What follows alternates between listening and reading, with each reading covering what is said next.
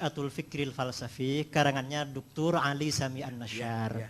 Kemudian setelah kami teliti, ternyata Dr. Ali Sami An-Nasyar ketika dia mengkaji sejarah firaq dari awal sampai akhir, itu rujukannya kepada kitab-kitab Mu'tazilah, terutama Tabaqatul Mu'tazilah karangannya Ahmad bin Yahya bin Al-Murtada. Dari situ kami sudah mengkaji, di bawahnya ada footnote-nya. Di bawahnya Dr. Ali Sami An-Nasyar itu ada.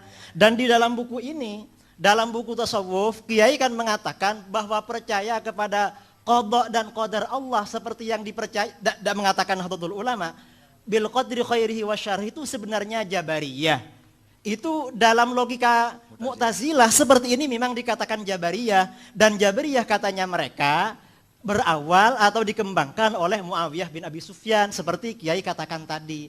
Dan maaf Kiai, ini katanya para pakar dalam Tabaqatul Mu'tazilah, memang orang-orang Mu'tazilah pada abad 4 kebelakangan karena terjadi perkawinan antara Mu'tazilah dengan Syiah, ada upaya-upaya untuk menghubungkan sanad ajaran Mu'tazilah dengan Ahlul Bait, dengan Muhammad bin Ali bin Al-Hanafiyah. Muhammad bin Ali Al-Hanafiyah ini katanya belajar kepada Sayyidina Ali, lalu Sayyidina Ali belajar kepada Rasulullah SAW.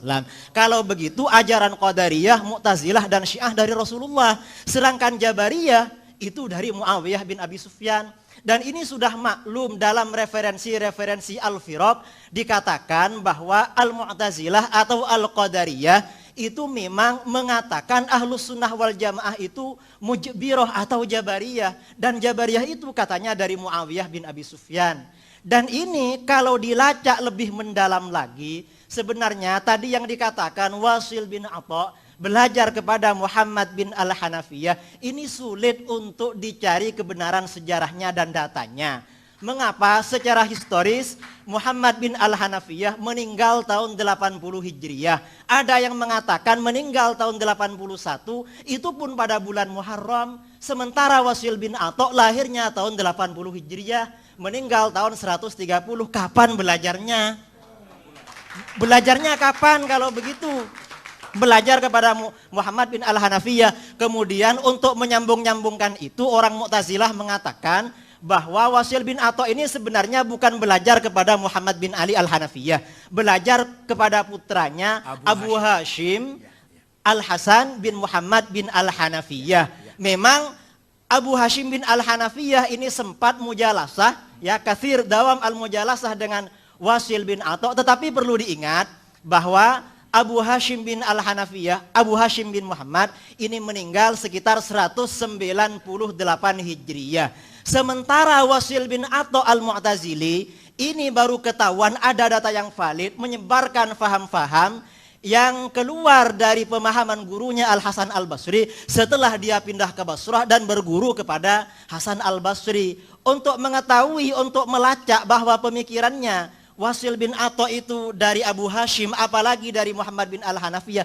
ini sangat sulit sekali. Karena riwayat-riwayat yang ada, baik riwayat dalam kitab-kitab Ahlus Sunnah sendiri, maupun riwayat dalam Tabaqatul Mu'tazilah atau Tabaqatul Syiah sendiri, tidak ada kutipan-kutipan tentang pernyataan Abu Hashim, apalagi pernyataan Muhammad bin Al-Hanafiyah yang mendukung ajaran Qadariyah. Ajaran Qadariyah yang sebenarnya seperti diriwayatkan oleh Al-Imam Muslim dan Al-Imam Al-Bukhari dalam sahihnya, serta kitab-kitab hadis yang lain, itu sebenarnya dari Ma'bad Al-Juhani. Dan Ma'bad Al-Juhani itu meninggalnya sama dengan Muhammad bin Al-Hanafiyah tahun 80 Hijriyah. Kapan dia mau belajar?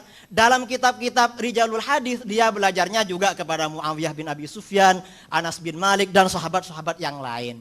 Ini keberatan kami karena logika yang dipakai oleh Dr. Ali Sami An-Nasyar dan dikutip oleh Kiai itu logikanya Mu'tazilah, bukan logika yang lain. Itu yang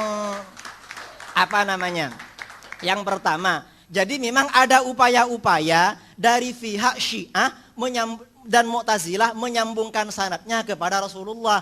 Sementara Ahlus Sunnah wal Jamaah dicukupkan kepada Muawiyah bin Abi Sufyan dalam masalah qada dan qadar, karena itu dianggap Jabariyah. Sedangkan dalam masalah-masalah yang lain yang katanya tawassut, tasamuh, kemudian i'tidal, tawazun dan lain sebagainya. Kiai di sini katanya itu hanya fondasinya baru dari Hasan Al-Basri, bukan kepada ulama-ulama sebelumnya, apalagi kepada Rasulullah Shallallahu Alaihi Wasallam. Sementara menurut keyakinan kami, seperti yang ditegaskan oleh Hadratus Syekh Kiai Hasyim Asy'ari, Ahlus Sunnah wal Jamaah, kata-kata as-sunnah sendiri oleh Kiai Hasyim Asy'ari seperti beliau kutip dari kulliyatnya Abil Baqa Al-Akbari, itu dikatakan katanya at-tariqatul mardiyah al-maslukatu fid din salakaha Rasulullah sallallahu alaihi wasallam aw man huwa alamun fid din kas-sahabi mathalan. Jadi memang keyakinan kita Ahlus Sunnah wal Jamaah ini justru sanadnya langsung bersambung kepada Rasulullah Shallallahu Alaihi Wasallam, dan ini memang menjadi kenyataan. Sanad-sanad keilmuan dalam berbagai bidang ilmu pengetahuan Islam semuanya rata-rata melalui jalur Ahlus Sunnah wal Jamaah sampai kepada Rasulullah Shallallahu Alaihi Wasallam. Dan Mu'tazilah tidak punya sanad yang seperti itu. Sanad yang ada di dalam Tabaqatul Mu'tazilah itu hanya klaim belaka, dan seperti dikatakan oleh para ulama Ahlus Sunnah wal Jamaah dalam bidang riwayat orang-orang Syiah itu memang sangat lemah, semuanya ayalun ala ahli sunnah wal jamaah. Itu keberatan kami. Jadi mohon logika Mu'tazilah dan Syiah yang Kiai katakan ini sebenarnya aswaja, mohon itu dikaji ulang, karena itu tidak sesuai dengan data dan bukti sejarah yang valid dan dapat dipertanggungjawabkan secara ilmiah. Ini beberapa poin kritikan kami kepada Kiai tentang masalah nama Ahlus Sunnah wal Jamaah. Maaf, ini sebenarnya bukan dari Imam Asy'ari apalagi imam-imam sebelumnya. Karena ada asumsi sebagian orang katanya nama Ahlus Sunnah wal Jamaah itu sebenarnya dari Imam Al-Asy'ari. Ada yang mengatakan dari As-Subuki, ada yang mengatakan dari Murtadha Az-Zabidi. Itu sebenarnya bukan demikian. Nama Ahlus Sunnah wal Jamaah sebagai sebuah nama itu sudah ada sejak generasi akhir masa sahabat. Riwayat dari beberapa sahabat yang pernah menyatakan lafadz Ahlus Sunnah wal Jamaah, diantaranya Sayyiduna Abdullah bin Abbas radhiyallahu anhuma. Ada riwayat juga dari Abu Sa'id Al-Khudri, ada juga dari Abdullah bin Umar radhiyallahu anhuma. Itu diriwayatkan dalam kitab-kitab tafsir, dalam kitab-kitab hadis dan lain sebagainya. Itu hanya sebagai sebuah nama. Tetapi Ahlus Sunnah wal Jamaah sebagai sebuah ajaran, kami yakini itu dari Rasulullah SAW. Ini sama dengan kita ketika membicarakan Nahdlatul Ulama. Nahdlatul Ulama sebagai sebuah nama yang munculnya atas prakarsa Ki Hasyim Asy'ari beserta kiai-kiai yang lain. Tetapi sebagai sebuah ajaran, jauh sebelum lahirnya Nahdlatul Ulama itu sudah ada tradisi-tradisi, ajaran-ajaran yang dikembangkan oleh Nahdlatul Ulama. Ini yang menjadi persoalan dalam hati kami, karena bagaimanapun Kiai Said Agil ini ada di pengurus besar Nahdlatul Ulama. Tentunya kami lebih senang, lebih simpati kalau tulisan-tulisan Kiai ini memang lebih menguatkan terhadap Ahlus Sunnah wal Jamaah sendiri. Karena terus terang sekali kami ini yang di bawah memperjuangkan Ahlus Sunnah wal Jamaah, sementara orang-orang Syiah menyerang kami dari sana sini.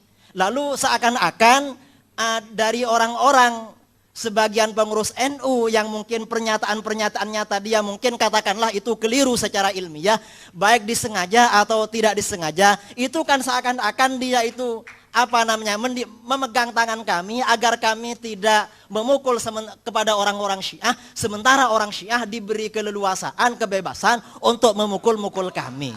Ini yang menjadi persoalan kami yang ada di bawah, Kiai. Terus terang, kami di Jember pernah ada warga Nahdlatul Ulama sampai dipukul, dibunuh sama orang Syiah itu.